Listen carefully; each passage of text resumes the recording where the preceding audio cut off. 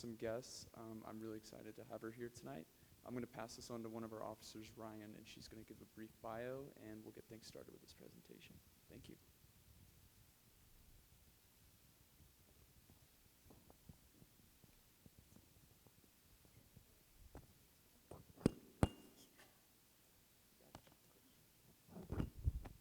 Hi everyone, I'm Ryan Gonzalez. I'm the Secretary of ASLA, and we are honored to introduce Myra Rockcastle, a member of the American Society of Landscape Architects and a professional landscape architect.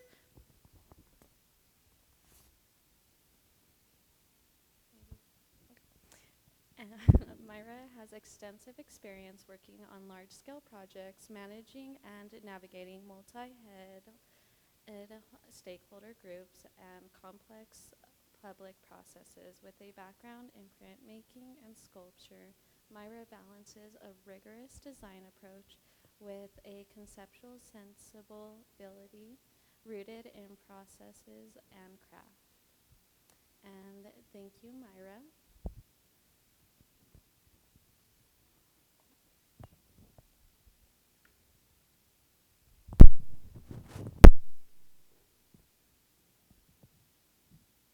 Was my computer beeping at you. Sorry, that was my fault.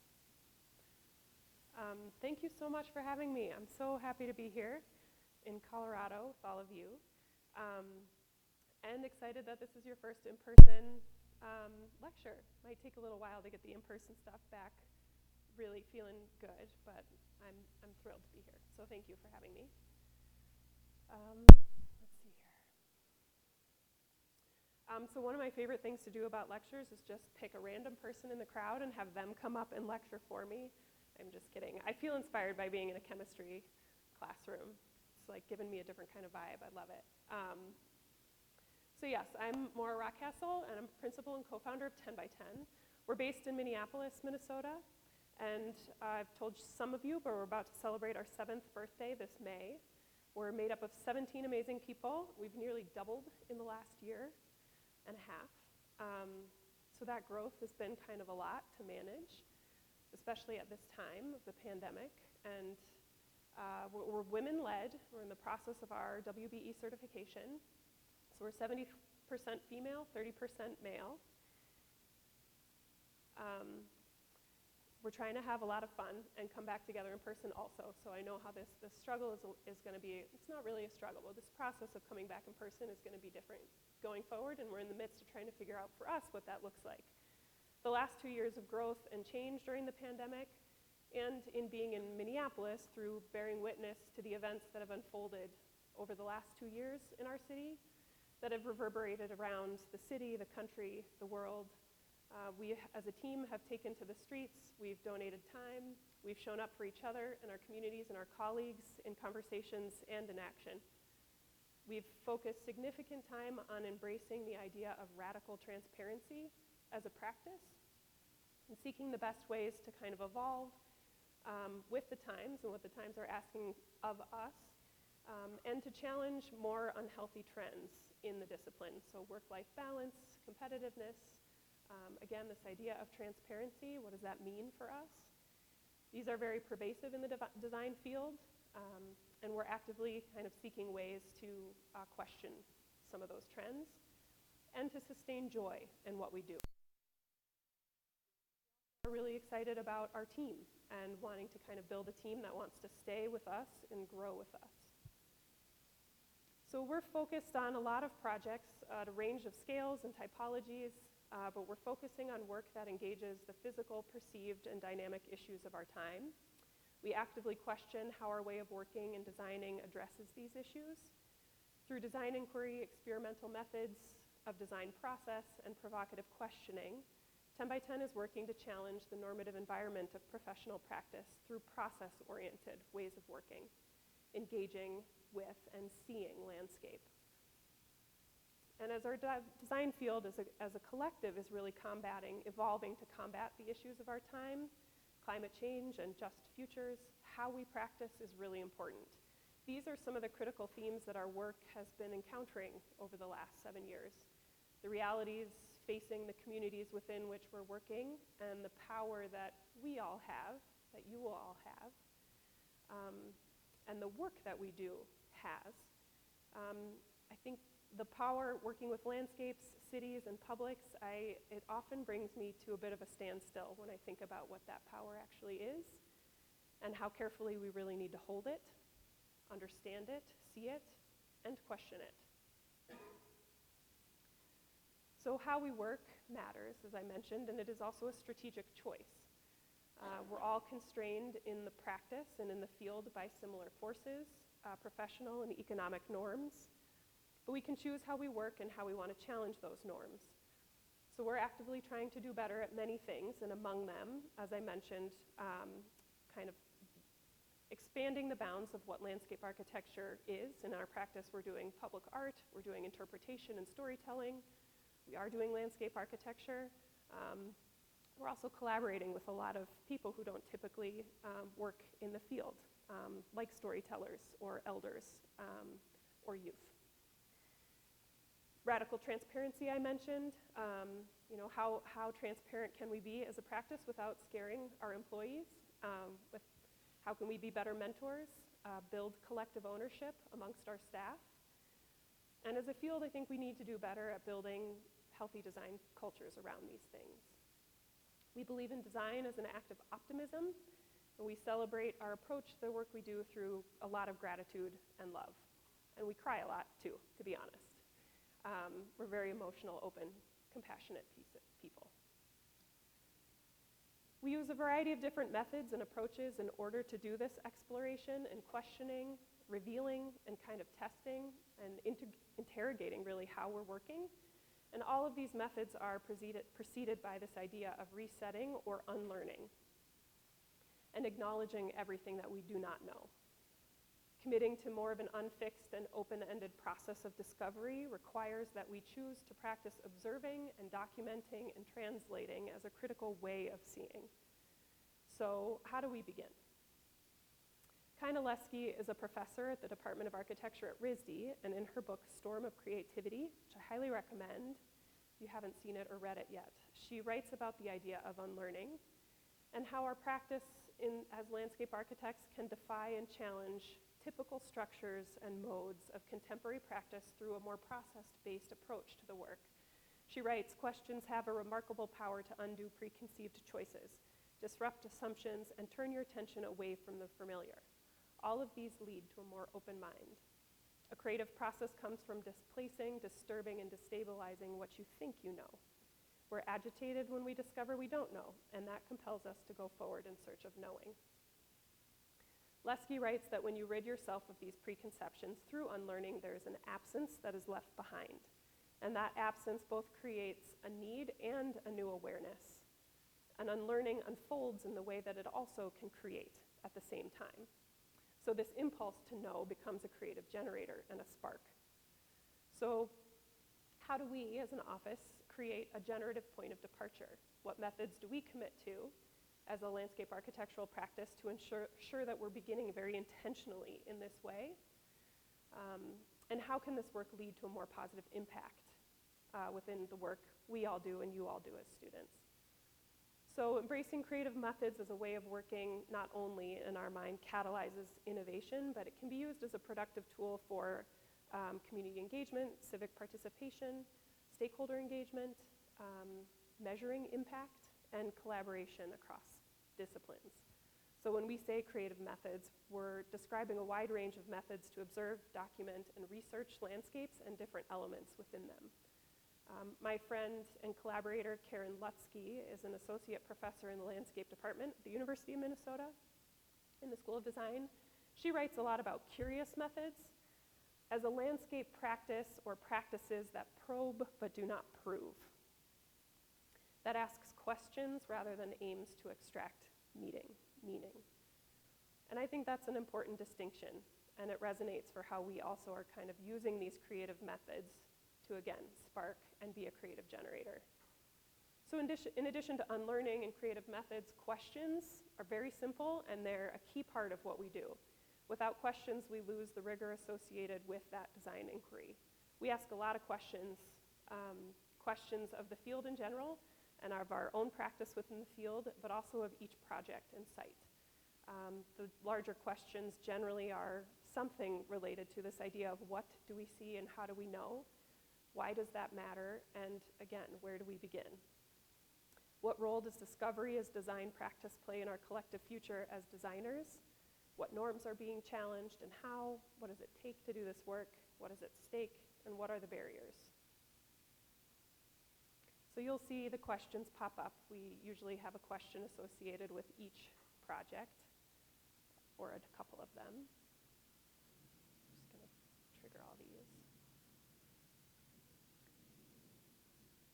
So I'm going to run through a variety of strategies for creative methods that help to reset and unlearn, and then we're going to do a bit of a deeper dive into 3 projects. So recording through film and putting in motion experiments. I was just going to try to stop that rogue one, but we'll let it play. Hopefully the sound isn't too distracting on Zoom. But this idea of recording or putting in motion some of the experiments we're doing that are presencing unseen phenomena, working with dry ice in the river, for example, on the upper left, reveals water flows and wind in these recordings in ways that still photographs could not have captured. We utilize film in a lot of meetings in particular over the last couple years, virtual primarily. It allows the clients and for community engagement events to kind of bring landscape into that virtual space in a very different way. And we found it really resonates and it really changes the conversation to bring the colors and the grit and the wetness and the sounds into those spaces changes the conversation. We also use the camera quite often. This serial photography and collage arrangements like this, we use them both as a tool for measurement and documentation at different scales. The photographic methods we lean into are often tied to larger questions about revealing a lot of layers and forces, time, temperature, desire, sensory experience, light, that are acting on landscapes that you can't kind of take back to the studio with you or easily see always. And so we're rarely using a photograph in isolation. It's often in this sort of serial format. So for this project, there was a team using their cameras, 3 of them.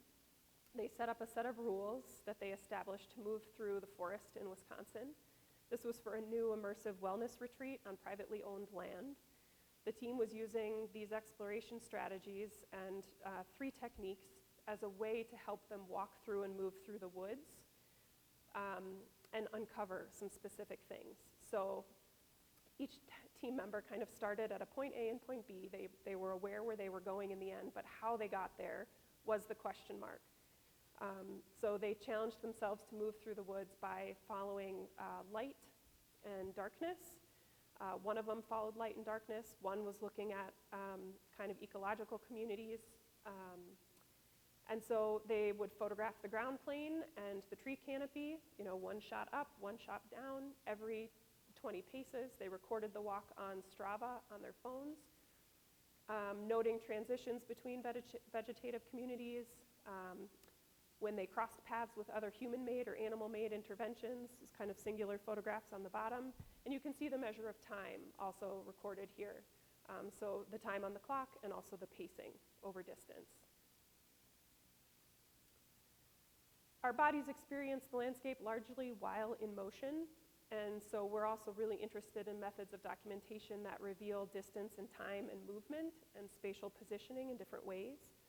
For this project, we're doing some site analysis work for a landscape plan for 2 urban lakes in Minneapolis, Cedar Lake and Lake of the Isles.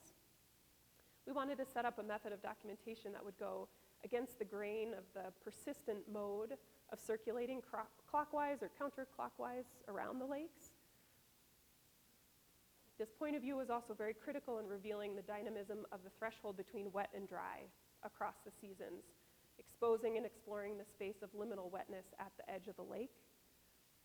So the photographs on the top, the summer one and the winter one, are on the very same transect, or a straight transverse section line that moved from, again, a point A and a point B. Those photos were taken every 20 paces along the transect, facing forward with the lake on the right side of our bodies. With each forward-facing eye-level photo, we took also a photograph looking straight down, which is on the bottom.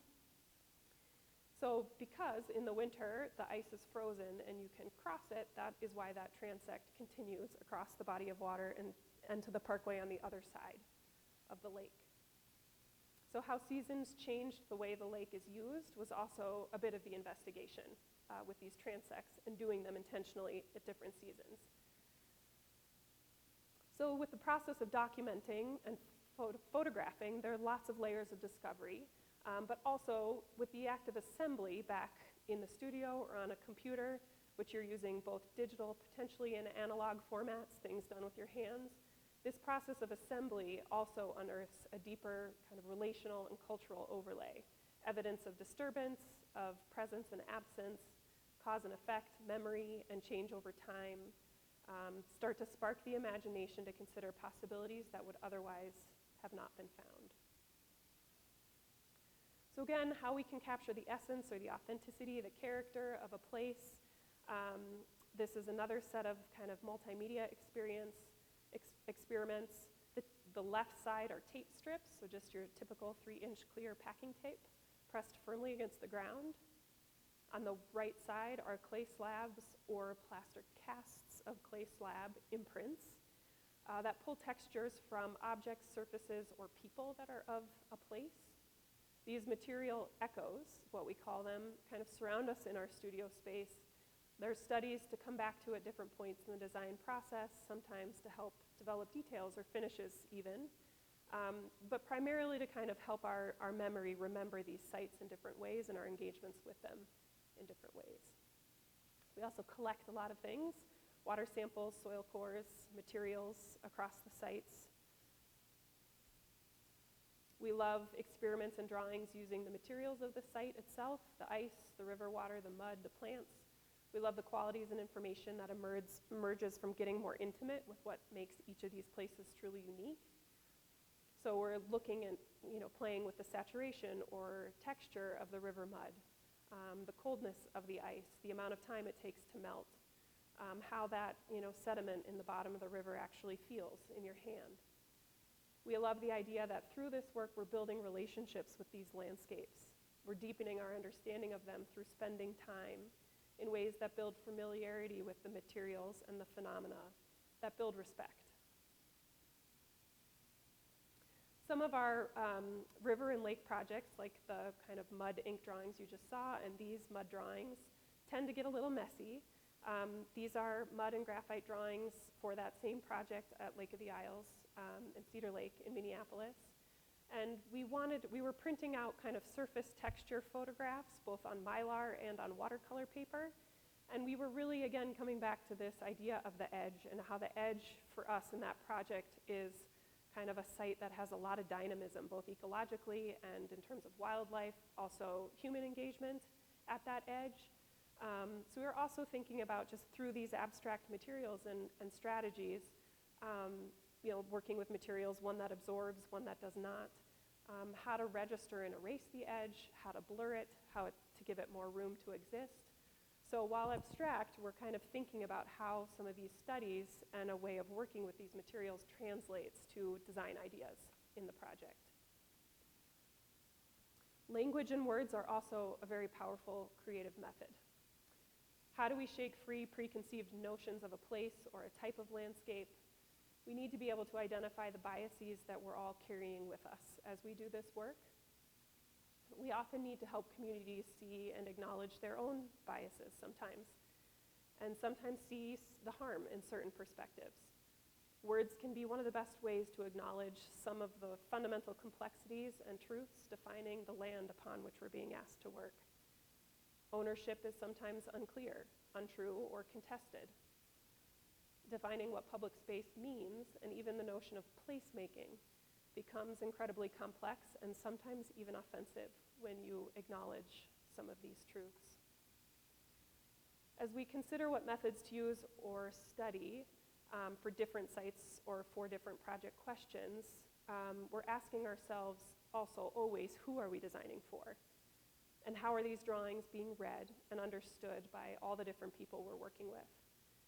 How do we draw lines or boundaries or circles around landscapes that are sacred and fluid, like River Valley, or a sacred site like this on the top of a bluff that is not bounded by more of our contemporary kind of political, physical, infrastructural boundaries? How can we better represent the idea of water or deep layers of cultural history, as I mentioned, that should not or cannot be drawn and defined by lines and maps? We're also testing how we can understand community relationships to these landscapes through inviting them to participate in creative methods with us.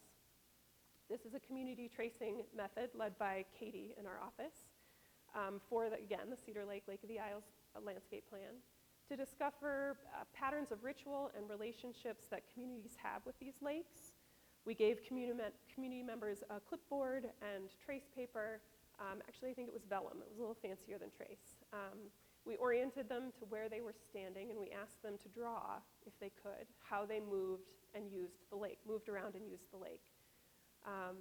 We asked them to indicate where they stop and linger, to circle moments that they love, and then we asked them to tell us about their drawings. Kids really loved that one. Some creative methods are a little less artful and a bit more pragmatic, but still focus on processes that take time, careful time, and build a deep knowledge of the site. In this case, a structure that is a significant artifact that's part of the site. This salvage inventory diagram is from our Mill 19 project in Pittsburgh. It's a kind of quarter-mile long steel mill, and it's 110 feet wide. It's part of a multi-phased adaptive reuse project on 170 acres of brownfield site outside of Pittsburgh. It was the last operating steel mill site in the city of Pittsburgh. And it's being transformed into a highly sustainable, high-tech innovation district. Mill 19 is the first phase that's going to be constructed as a part of that much larger 170-acre project. But this diagram highlights how different pieces of the mill exoskeleton were salvaged and reused, which are in blue, salvaged in place, which is in orange, and salvaged and stockpiled for future use in brown. So a careful process of inventorying, salvaging, editing, and innovating then with these materials on a very small site budget. Our team was kind of rejecting this idea of erasure that often happens in sites like these, and challenging ourselves to be as creative as possible with the materials that were coming out of the structure itself and that we had already in the site. So all of these pieces, these objects that are kind of pulled out along the bottom, were being reused and redeployed into retaining walls, steps, paving, mulch, furniture, and railings. This is a more do-it-yourself, DIY creative method. It emerged from our team questioning the highest and best use of project funding. In this case, it was our design fee. It was for a framework plan for the city of Detroit. It was a project that started before the pandemic and was halted as the pandemic hit. We were right in the middle of it, and we had a couple more engagement trips planned to the city of Detroit, particularly to East Davison. And instead of traveling, we worked with the client and our community members to think about the best way to reuse and redeploy that funding then, the travel funding. We ended up hiring a neighborhood contractor to build prototypes of a few of the elements being proposed in the neighborhood framework plan. We were creating kind of more of a toolkit for community-led improvement projects. So these drawings on the left were really meant for community members or community members partnered with local contractors to build these features that they have selected themselves. So this was a perfect opportunity to hire someone local who was working with some local youth to build and test drawings. Are the drawings working? Are they clear enough? They selected a kind of log stepper play element, a stage, which is the top image, and a series of benches in the bottom image. So the feedback we got from that process was super helpful. It totally refined the way we were drawing the entire report. And the prototypes were super powerful. They immediately activated these sites. They tested some of the ideas about where, so these activation strips were really on the edges of vacant property. And the idea was to kind of begin to stitch together certain parts of this neighborhood that were thriving through these kind of edge interventions. So they got to start to test those things, and then they had these objects that they could then rearrange and use. So way better use of that money, I think, than bringing us back a couple more times in the end. We also make maps to give form to those things that are hard to understand, or hard to see and understand over time, perhaps, as the context of a project changes.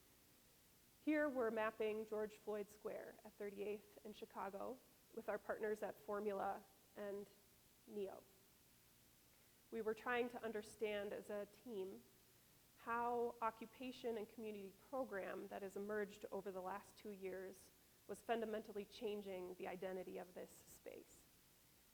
How access, artwork, offerings, memorials, gatherings, and community-led programming changed the way the space is experienced and for whom.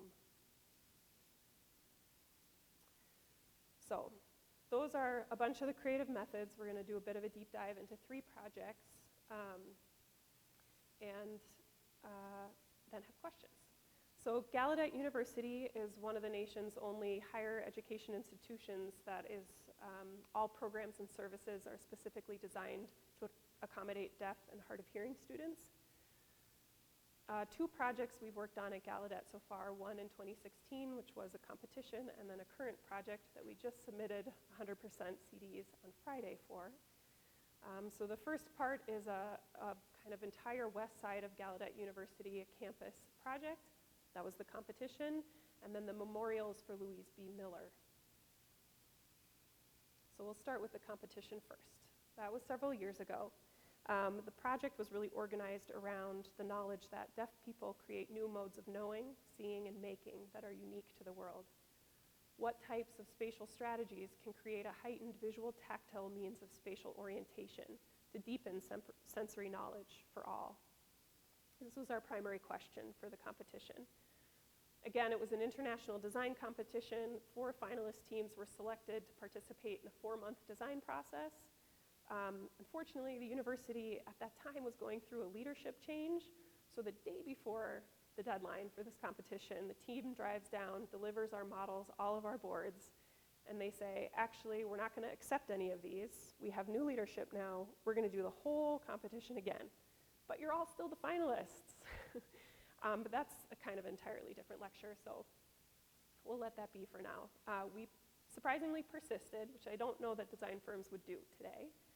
But our team was led by Mass Design Group, and Jeff Mansfield in particular, who's a deaf architect leading their Deaf Space and Disability Justice Lab. He's on the left here. And then this team had 3 sensory artists, the top 3, who all focus on a different sense in their individual work. Chisato Minamimura and Sarah Pictall, they're choreographers in the visual arts. Wendy Jacob is a sound artist, and Cecil Toulas is an olfactory artist.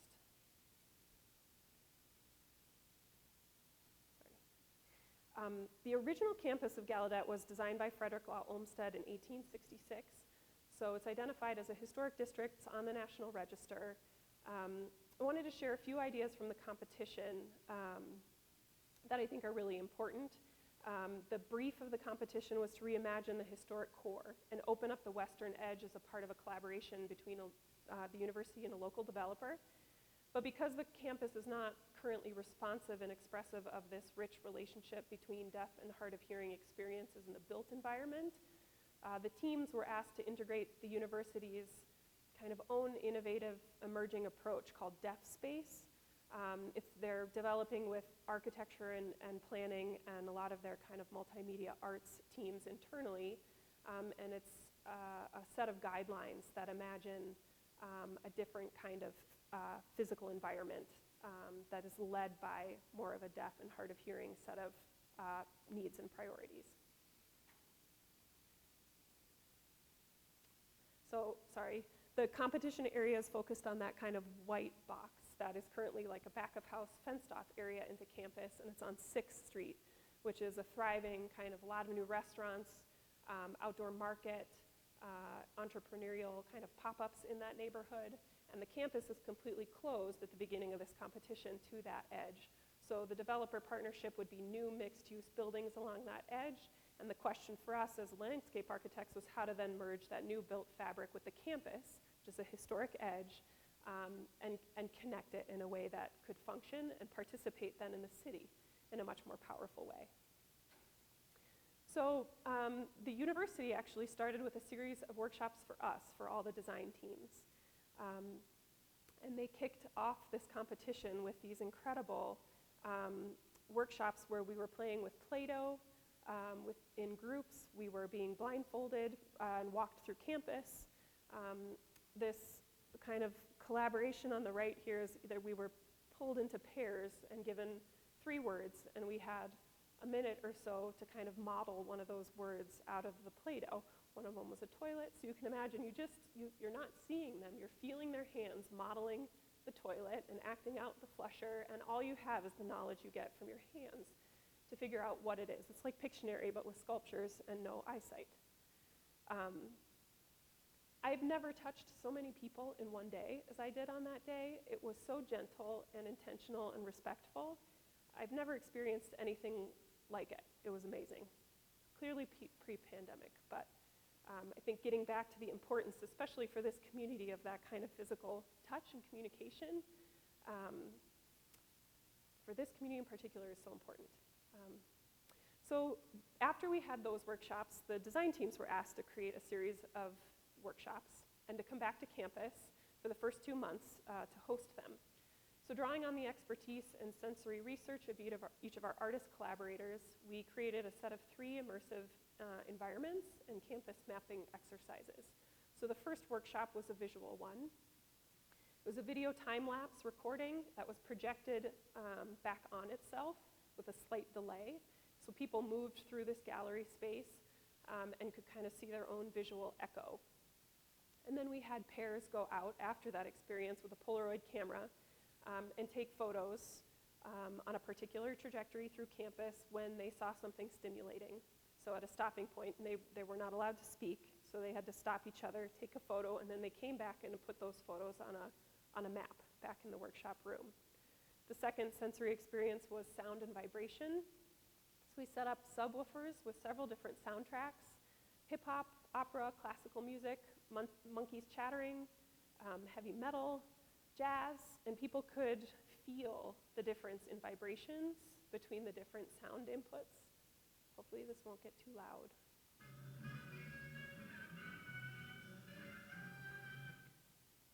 Felt a little loud. I stopped it, but you can see the string on the top of that balloon vibrating, and with sound-canceling headphones, you could really feel the difference, the subtle difference in vibration across those different music inputs. The third one was olfactory. So this never-before-created scent, to me it smelled like grape soda and wintergreen gum, but I heard somebody else say pine sol, was kind of put in a dark interior space. A person entered to close the door. There was no other input except for the smell of this fragrance.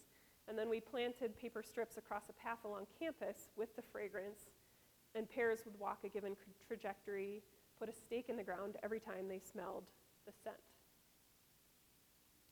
So the goal of these workshops were to begin to map and understand how sensory inputs really affect the way we move through and experience our exterior environment once we've awakened our body and our senses to a deeper place of awareness across those 3 sensory inputs. So there's a very human scale to each of these senses, and paying close attention to the nuances between them, whether they are connected and linear or very episodic and broken, how sensory input is infected by the time of day or the weather of seasons. By mapping these existing conditions, we were able to think about recalibrating and testing how to create a heightened visual tactile means of orienting in space on the campus that overlaid with different inputs across particular trajectories of movement. So the overall kind of campus redesign approach was 3 primary ideas: preserve and restore the historic foundations, activate and empower through new connections, breaking the boundary of these historic walls, respectfully, of course, but in a way that allowed more of a bilingual and bicultural exchange between the university and the neighborhoods and the city surrounding it, hoping that that would help reconfigure this current sense of isolation and otherness that the architecture of the campus expresses, and then heighten interaction through a bilingual zone, sensory paths, and rooms. So as a historic district, we were limited by what we were able to change or add. We had to work with the historic alignment, of course, and the scale of the pathways that were there already. But instead, we thought about how we could nest new layers of sensory paths into that historic architecture and infrastructure. It was not necessarily you don't need 20 feet for just the occasional service vehicle or access car that was moving through this part of campus anymore, so we could designate a whole zone of space to these other ways of experience and moving through the landscape. So you can see how these sensory pathways were deployed across the campus, the pink lines kind of snaking through that existing infrastructure, and intensification, the kind of more bigger zones of pink that defined a series of sensory rooms. That was all kind of part of that first phase of the competition, and the second phase really had us hone in on the development zone on the edge, on the western side. So as we zoomed into this zone, our proposal began to test spatializing that idea of cultural immersion through 5 stages of depth experience. So from awareness, more out on the street, to heightening, vulnerability, experimentation, and fluency. So this journey, mapping it horizontally across the public sphere and also vertically within this new building on the corner, Center for Deaf Craft. That was really the piece that Mass Design Group was leading the architecture on, of course collaborating with the campus design as well with us. But we intentionally located this bilingual zone, this sort of pink, vulnerable experimentation zone between the developer's new building massing and the edge of the historic campus. And then within that zone, we're trying to break down those spaces in order to facilitate this idea of creating vulnerability and experimentation. So we designed 4 sensory rooms. Also essential to this landscape was really the need for it to adapt and to evolve and to empower those who were using it. So this infrastructural overlay, the grid of kind of purplish poles, was this idea of a flexible electrical and kind of data framework for events, performance, and interactive installations. We developed these rooms collaboratively with the artists as a way to show how the campus could use this infrastructure to showcase Gallaudet's own innovative arts, digital media, and performance programs. The rooms were really prompts to show what could be done, what could be the catalyst projects that the university community then builds upon. So for example, these light circles embeds 2 smaller sets of sensory poles, in this case, perhaps colorful illuminated fiberglass with motion sensing triggers that intensified with more bodies that pass in and out of it. Or the visual commons, a place that might be designed in the spirit of the campus's history of protest as a place where bilingual communication could be made at a performative and super large scale, making the conversation literally big. Something more like this. So currently, we are now just wrapping up, or perhaps just beginning, as this becomes a real thing, the Louise B. Miller Memorial. Oh, and I should note, we did not win that competition, but the work that we did for that really started this relationship. It's why we're back at the table now, invited by Mass to work on this memorial. So in 1952, Louise B. Miller was the mother of a deaf child, and other parents filed a class action suit against the Washington, D.C. Board of Education for the right of Black deaf children to attend the Kendall School for the Deaf on the campus of Gallaudet. Schools in D.C. were segregated by law, including the city's only school for deaf children, which was the Kendall School for the Deaf. And so until this lawsuit, deaf and blind Black residents of the district were sent to the Maryland School for the Blind in Baltimore, which was a 2-hour bus ride away. At age 7, the children could then board at that school, but Many of the families and children found that separation devastating and the curriculum inferior. So the resulting victory, she won this victory. This Miller versus Board case pierced the Plessy versus Ferguson doctrine of separate but equal. It is a very powerful civil rights story. And currently there is a very tiny plaque on campus that tells that story. We're working with an incredible team of Black Deaf faculty, staff, and alumni at Gallaudet who have been leading and stewarding this project for years. Two of Louise's children, Gerald and Carol, have both been a part of numerous engagement sessions over the last 2 years. On the screen with us. Our design team, again, is led by Mass, with a much larger group of consultants supporting us, water feature consultants, lighting designers, maintenance and operations experts, lots of engineers. The question for this project, what does Black Deaf space look and feel like? And how can we honor the Black Deaf experience in the landscape? The Kendall Division II school is on the right, compared to the other historic buildings on campus.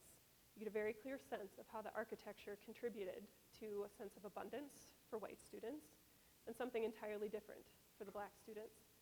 Gallaudet University is very committed to confronting its past and leading a national reckoning with the destructive legacy of segregation through this memorial to honor and celebrate the Black Deaf community's fight for educational justice.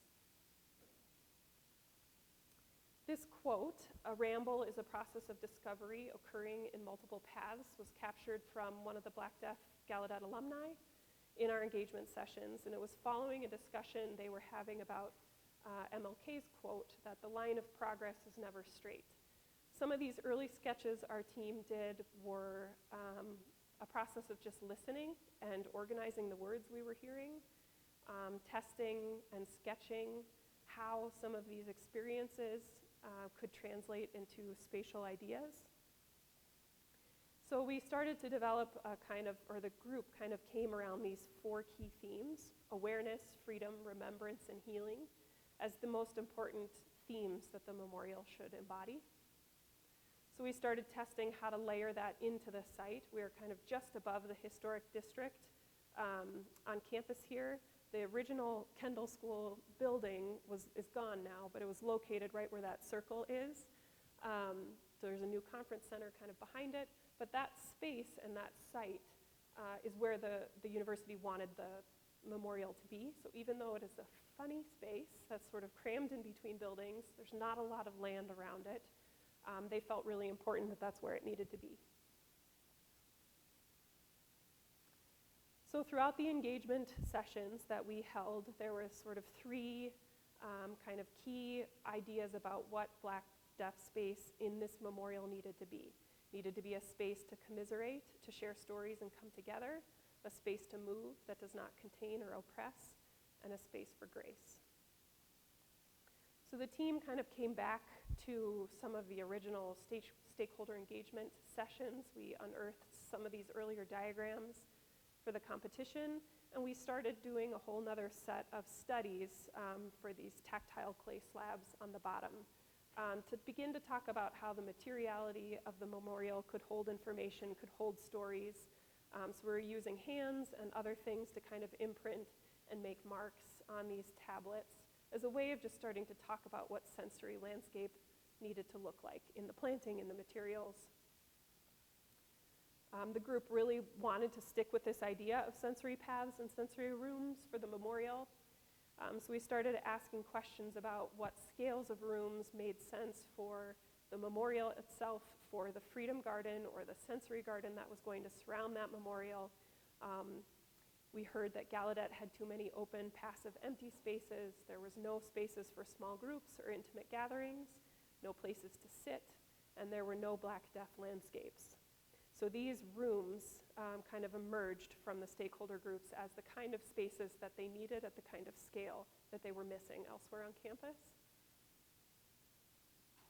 So the diagram here just shows how this idea of kind of a circumnavigational path through that core freedom area wove around a series of 5 sensory rooms, culminating in the space of the memorial. The memorial was going to be represented primarily by a footprint of the building that was turned into a water scrim that you could walk on. I focus a little bit more on the Freedom Path and Garden because the memorial was more massive scope. We're about to do a whole fundraising package for it. The other unfortunate thing is it's not funded yet. So even though we finished 100% CDs, there's a lot of money to raise for this. So we're about to kind of update all of our imagery across the project. These are some of those earlier renderings, looking at the smaller social circle on the Freedom Path. Everything in this, the space of those circular benches, the way that the back is angled, is all responding to deaf space principles. The need to feel protected, but to be able to see, to be in a circle, to be able to communicate in the round with ASL. There's interpretation that became an important layer in storytelling in the garden as well. There's a view of the outdoor classroom, again, a bigger space to hold conversations, to have a class.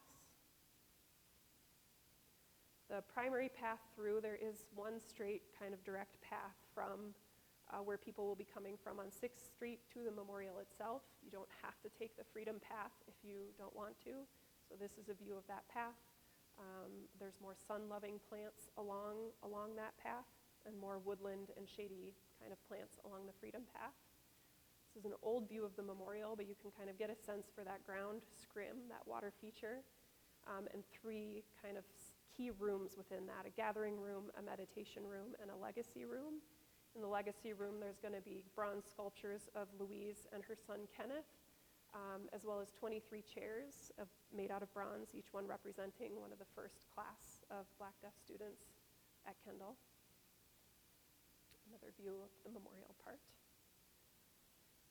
So along the way, in the last kind of several months, we've been really honing in on materiality. We've shown a lot of different ideas for how the materials embody this idea of a circuitous fight for freedom, how to really connect people to these rooms, and have everything in this project kind of uphold those words we were hearing in the beginning: awareness, freedom, remembrance. The group really wanted in this Freedom Path to feel obstruction, to feel struggle, to be disoriented, to have barriers. So materially, we started to test how to make that happen. This was just one of several concepts we showed, but gradient was the way that they felt best helped do that. So the granite pavers moved from a predominantly kind of same lighter gray color to this sort of rich mix from lighter to darker granites. The curbs all are part of the story. There's disruptions of larger pieces of granite, and some of the interpretive features emerge from those disruptions. And then the Memorial Plaza are these bigger, more robust, darker granite, more clear paver patterns. The main path is just pretty neutral and consistent.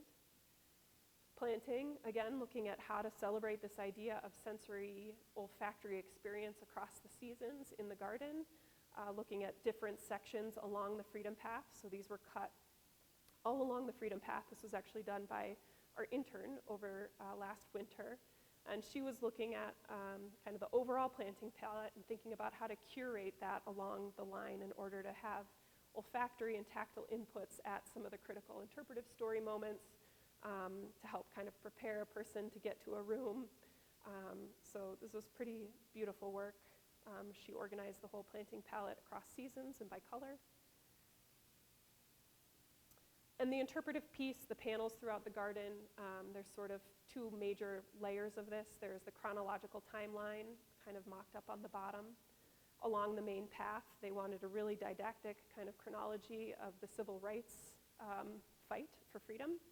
And then the Freedom Path is more this idea of spatializing these overlooked narratives. There's a lot of quotes. We hired a group of Black deaf co-developers to do all of the interviews, to do all of the writing, and kind of worked with them to think about how these stories would unfold on the Freedom Path.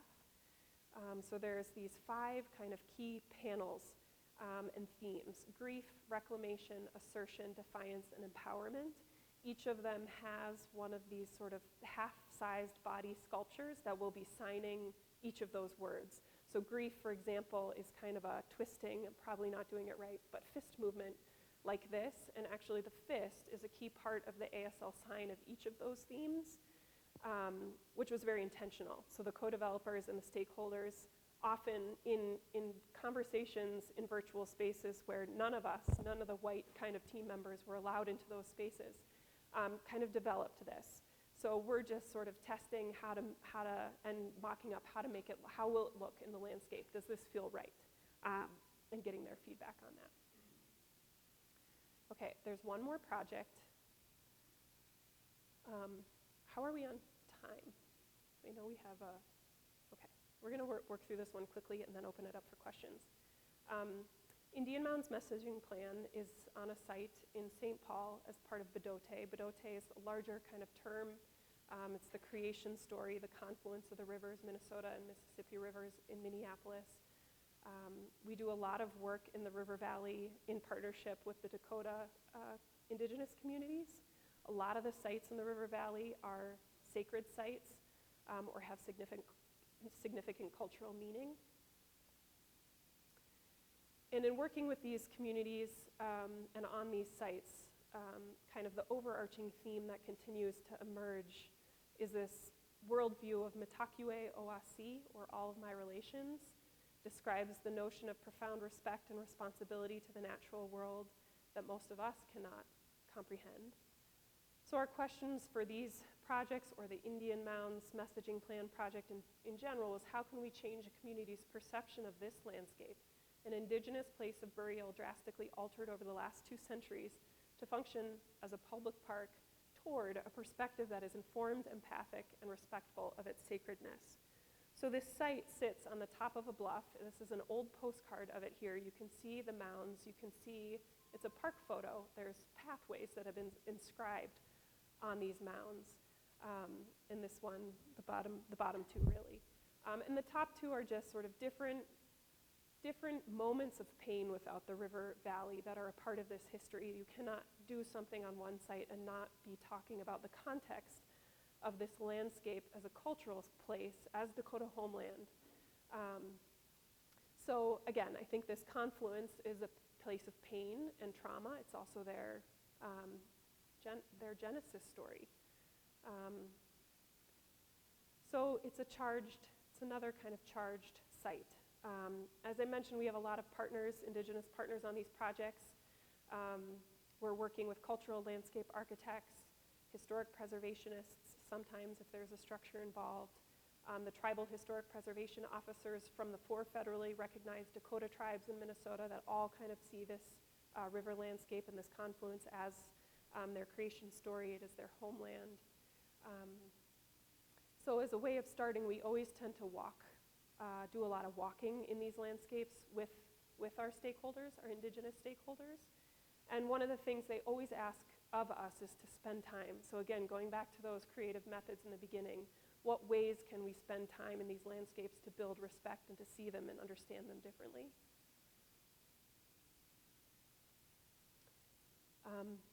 So this idea of spending time, again, it's just a prompt that we continue to learn so much from.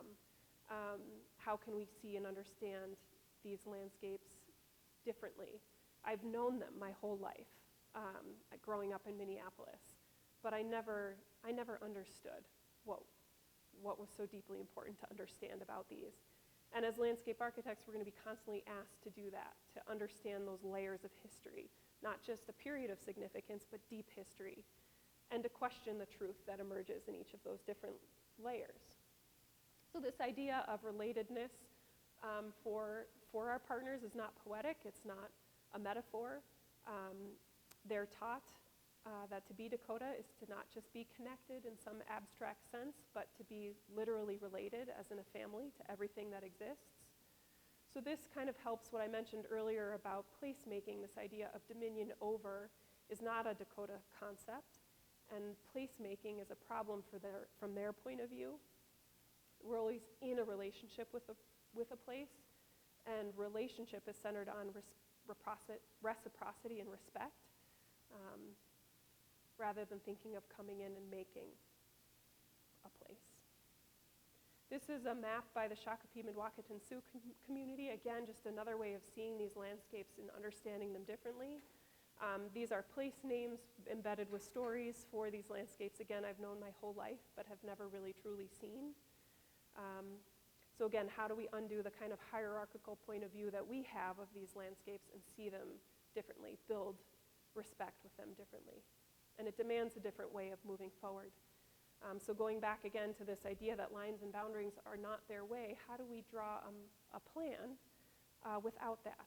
We're not trained to do that as landscape architects. So we were doing watercolors and other techniques to try to understand and hold what we were hearing was important to this community in those drawings. We still had to draw the lines, but at least underneath we're acknowledging there's something else at play. There's another power at play here, and respect their worldview by doing that. Section even. How do we use the section to cut through and understand these deep layers of cultural history, the way the waters move, the presence of the springs, again, being the kind of creation story. How do you connect the top of the bluff with those caves that were underneath? Explains why the mounds were there, why this idea of this sort of more circular life cycle and way of seeing existed, and the relationship to all these other things as a part of that way of existing in the world. The messaging on the site itself does try to kind of connect. So it was a cultural landscape study and a messaging plan. We used the word messaging because interpretation just didn't feel right as a term for what we were trying to do in the project. It didn't resonate with the community, the indigenous community. So the messaging across the site respectfully connects to the variety of different settings that exist there, places of healing and reflection and learning, places where visitors can see and feel that this is a sacred place and not a park. So messages were integrated into the site in a variety of ways through traditional signs and paving interruptions and interventions, but also through planting and restoration to connect people to the site through stories and sensory experiences again and new perspectives.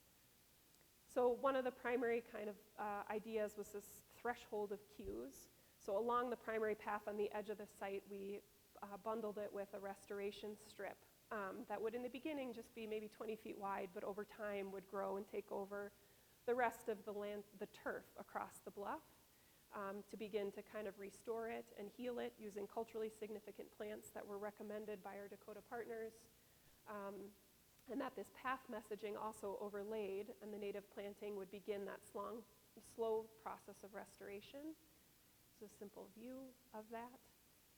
And for some of the other bigger park features in the project, there's a park pavilion, a playground. The idea in the messaging plan proposed to kind of decommission those also over that long time frame. The neighbors, again, see this as a park, so how can you kind of break that down and undo that over time? Remove the roof, break up the concrete, plant into it, slowly take it down. So as part of this process, it stopped and started. The city of St. Paul was amazing and let the tribes do what they needed to do to build consensus. They didn't make us stick to a project schedule like most projects do. But they also, when they kind of left to build consensus and came back to the table, they asked that the phase one be an immediate acknowledgement signage. That as soon as we were done with the plan, the city would invest in putting signs in this place to clarify what it is. So we designed a whole series of immediate acknowledgement messaging to ensure that the key message of respect and honor was consistently conveyed across the site as soon as possible, regardless of where one was located. So this whole family of messaging is integrated into existing signs, just simple and truthful. This is not a park, this is a cemetery. Calls for respect, please respect this place, the Dakota language, putting their words on the signage instead of English words. Acknowledging that this is a place of memory, and the signage helps to prevent erasure from happening here, and in order to kind of ensure a more just future for this site. So these become safer spaces to remember and preserve. Both preserve some of the traumatic memories of what has happened to this landscape over time as it has been colonized, but how we can kind of undo or turn that story around. notes, this is a burial place, our ancestors are still here. And again, you are in a cemetery.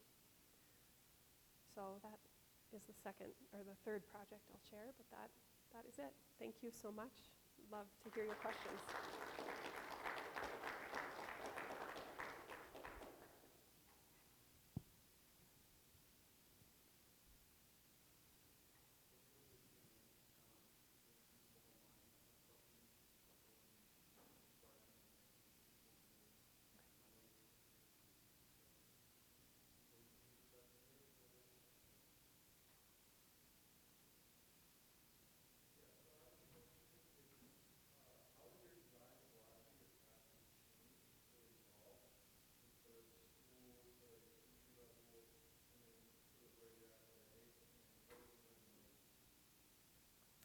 I think probably the joy in what we do is that it hasn't changed that much. I mean, I feel like the process way of working is very much, I was talking with Kelly earlier, one of our beloved professors, Anu Mathur, passed away recently. We both went to the University of Pennsylvania. A lot of her pedagogy and her teaching is of this spirit. It's deep inventory, photographing, experiencing, experimenting in place to know it differently, to see it differently.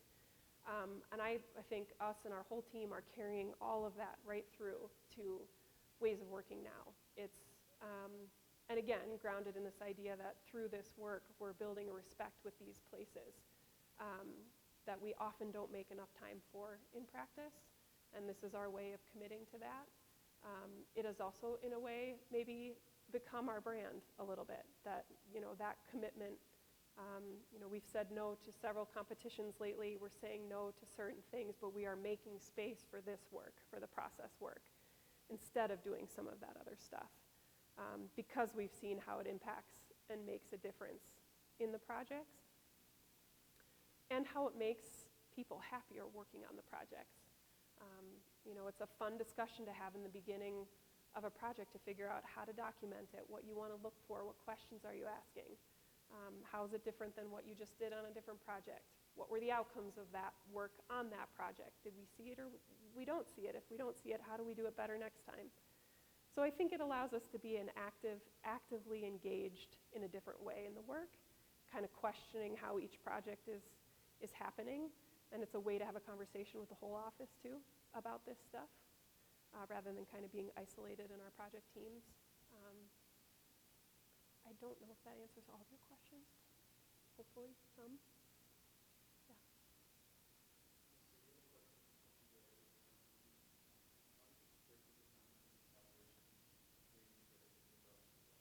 Yeah. Yes, that's a great question. The workshops that Gallaudet had hosted with us on site in the beginning kind of laid out this really amazing set of parameters for how that engagement would need to happen. So a lot of always having translators, and Gallaudet has a huge, amazing set of resources to allow them to work with consultants that are hearing and not just deaf or hard of hearing.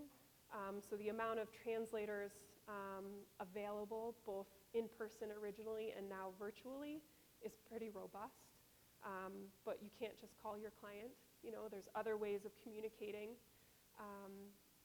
And our team, again, has Jeff Mansfield. So he, as a deaf architect, all of our engagements with Mass, all of our collaborations as a design team are on Zoom, which is the best format for engagement in terms of being able to draw and chat and see, pin people. It's the best one, really, so that the deaf collaborators we have can use the virtual space in the way that they need. So I think with him on our team, he's really allowed us to do that right and do it better. We've learned how to speak slower and how to pace ourselves. We've also adapted the way that we draw to be largely three-dimensional. So a lot of screen captures of our Revit or Rhino models, material samples, material workshops, again, like getting people feeling these things and as much as we can. So there's a couple of ways I think we've adapted to try to do that engagement and collaboration better.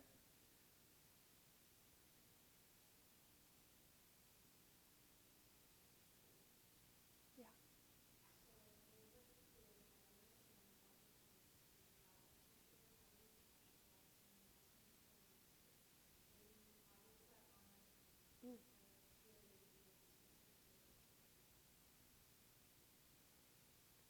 think those other projects in a way can be an antidote to some of the heaviness. I think, or they move at a different pace, or they allow for a kind of distance between each of us personally and the work. So they're all important because they're asking of us different things.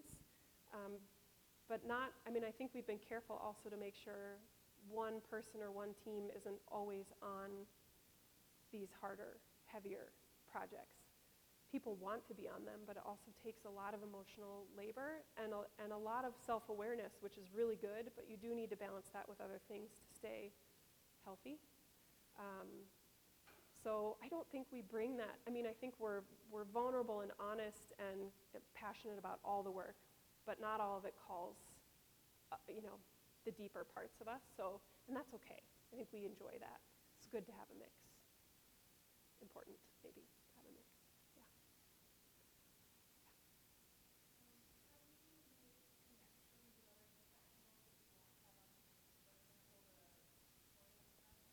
Yeah. Yeah. That's usually emerges through kind of your networks. So, like Jeff Mansfield being in that sort of deaf culture knew a lot of these artists. He also, he's an architect, but he just is very tied in and linked into all the kind of deaf work being done across the arts fields, performance and visual and other. So really he was the connector there. But if on, other projects, I think we do a lot of research, especially try to find local artists in these places who are doing really amazing work. If it challenges us and we're inspired by it or we don't understand it, it's even more of a draw. But kind of cold calling is a little bit difficult, so it's helpful to just try to have a connection, and you can do a lot of research to see what avenues you might have to connect to these people you find that you're interested in. Or you also can just call and be really open and honest and ask questions and be interested, and a lot of people respond well to that. They want to do interesting collaborations too. So don't be afraid of it if it feels like I don't have any connections here. If it feels good and it feels right, just try it. See where you can go. We've tried a lot of things that have never gone anywhere, and we don't get called back either. And that's okay too. But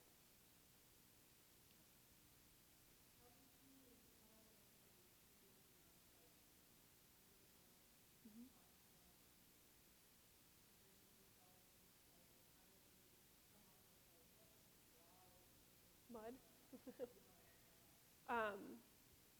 I think with some of the River Valley sites, I've also been doing those while also teaching studio. So it's been a way to kind of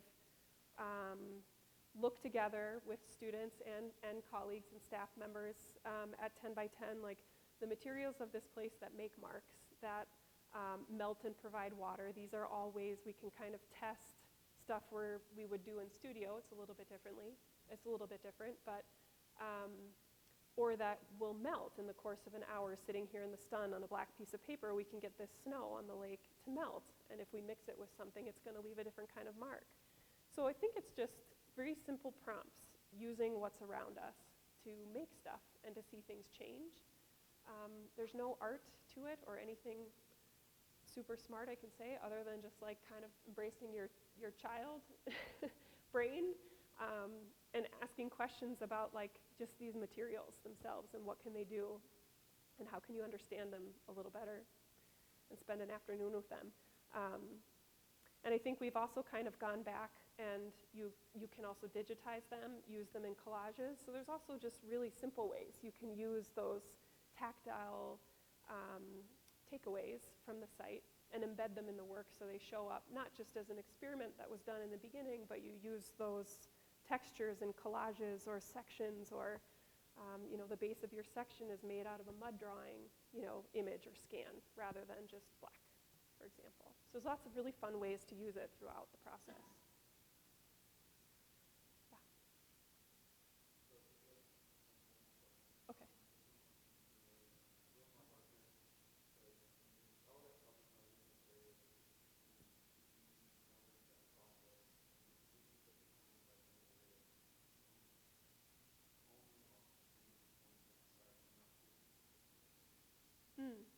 that was really important. So again, I think this idea of spatializing awareness to experimentation and ultimately fluency, we tested where that gradient, how tight that gradient should be to the street, whether it should be flipped the other way and actually go from the south side of campus and unfold along the street. But every way we tested that, it did not feel right to the team. And I don't live that spatial experience. So a lot of it was just leaning on some of our deaf collaborators and our artists to be able to say, this is how this might begin. And then as we move through this space, you get these little hints, but you don't actually emerge until you're, for example, not hearing the street, not seeing the activity of the street or sensing it behind you. Where you're seeing campus, you've passed some sort of a threshold, and now you're in a space that feels safer, that feels a little bit more campus-oriented. This is where the innovation begins. So I don't know, just remembering, it was 2016, but those were some of the conversations. We tested the gradient and the kind of spatial sequence in a number of different ways, and landed on that one because that zone of experimentation felt like it needed to be buffered. Not purely on the campus and not purely on the street, but in this sort of in-between space where it could be a little bit more free-for-all.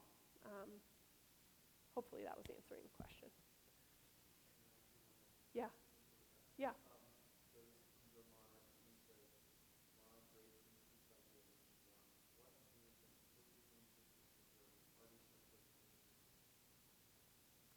Hi, Joe.